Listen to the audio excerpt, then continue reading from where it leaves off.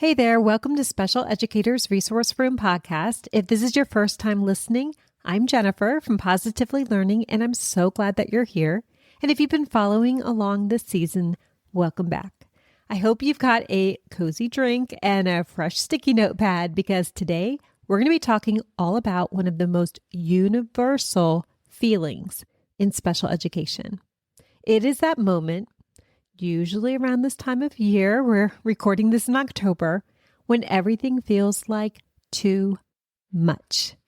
You are staring at lesson plans, half-finished IEP drafts, a full inbox, a list of students you still haven't gotten through baseline data for, and you're trying to remember if that one student even got their visual schedule.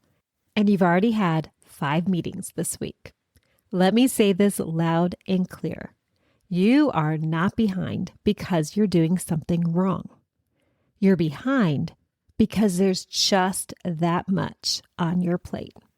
This episode is here to help you reset your brain, cut through the noise, and make a plan that you feel like you can actually follow. Let's start off with a reality check. By this time of year, that brand new school year, adrenaline has faded. And that glow of fresh bulletin boards and brand new planners is gone. And now you're knee-deep in behavior data, schedule changes, and all of those tasks that weren't visible on week 1. If you're feeling like you can't catch up, you're definitely not alone. And here's what's likely happening. We're stuck in reactive mode. We're reacting to everything and haven't had a chance to catch your breath and get proactive yet. Admin deadlines are coming in from everywhere. And you're probably still getting to know your students and they are still testing the routines. You're most likely doing the job of 3 people. Let's stop the spiral right here and do a gentle brain dump. Because before we try to fix everything, we need to know what's really going on. So I'd like you to grab a piece of paper, a sticky note, open up a doc, and write this at the top. Things that are making me feel behind, and let it all out. No judgment. You might be writing, I haven't finished my IEP at a glance pages. I still do not have a solid plan for paraprofessionals. My small math groups are a mess. I need to figure out who's actually receiving speech on what day. That student in this group still doesn't have their token board. Get it all out because you cannot fix what you don't name. The next step is to star the 1 or 2 things that actually matter this week. Now, here's where we're going to avoid the trap of trying to fix everything at once.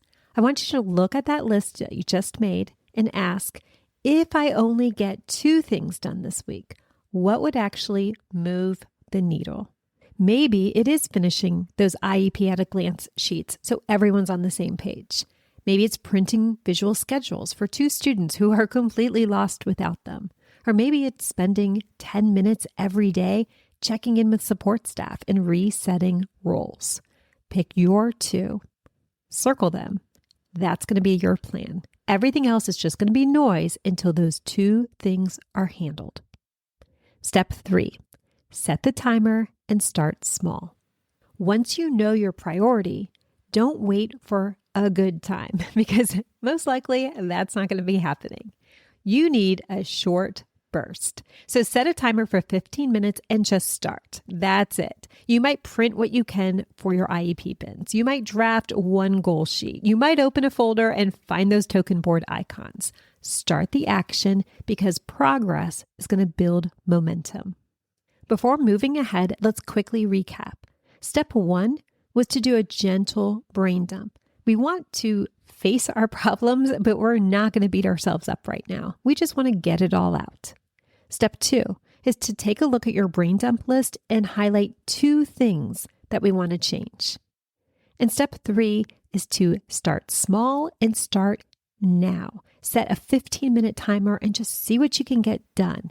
We're never going to have that huge amount of time fall in our laps, so just get started. I'm hoping if you do steps 1 through 3, you already start to feel a little bit better because you deserve that. Moving on to step 4, time block a reset window so you can still get caught up. So I recommend blocking off one solid 30-minute or even an hour chunk of time later in the week. And that's going to be your catch-up plan.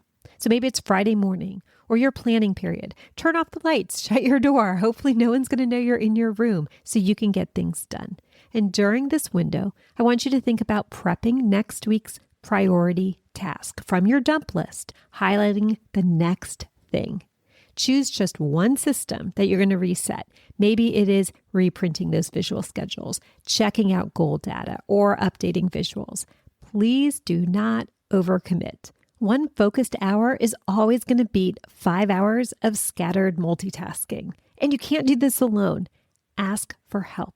You are not failing if you ask for support. You're leading by prioritizing your students' needs. Optional bonus reset tip. Task boxes, of course, to the rescue. If part of your stress is that students aren't working independently yet and you feel like you're constantly being pulled in 5 directions because you are, use this week to simplify your classroom with 5 to 8 easy task boxes or file folders. Seriously, print them, Velcro them, call it a win. That tiny bit of structure is going to give you more breathing room for everything else. Final thoughts. This time of year is a threshold. It is not a deadline. Here's what I want you to walk away with. You're not supposed to have it all figured out by now. In fact, most teachers probably feel like they are building the plane while flying it. And that doesn't make you behind. It makes you human. So please take a deep breath, make your dump list, pick your top 2, and start chipping away with small wins. You've got this. You are doing better than you think. And if you have a specific question or topic that you'd like to learn more about, please let me know. You can drop it in the Google form. I'll put the link in the show notes. Thanks so much for listening, and I'll catch you next time in the Special Educators Resource Room. Thanks so much for tuning in, and I'm dying to ask, what'd you think?